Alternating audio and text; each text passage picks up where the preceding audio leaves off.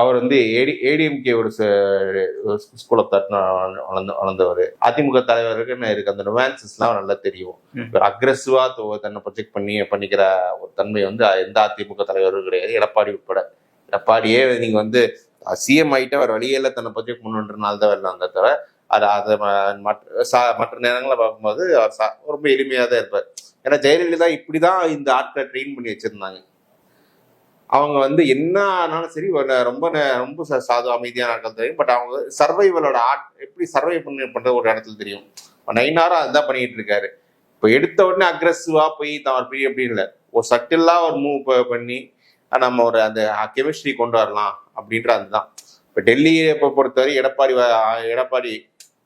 Work out ஆரான்னு பார்ப்போம். அப்படி இல்லைன்னா வேற கடைசி நேரத்தில் ஒரு மக்கள் பண்ண வேற பார்ப்போம் அப்படின்னு அந்த எண்ணம் கூட இருக்கலாம் டெல்லிக்கு. ஆனா இவரை பொறுத்தவரை அதிமுக வைத்து ஒரு சீட்டு ஜெயிச்சாதான் இவருக்கு ஒரு வேல்யூ.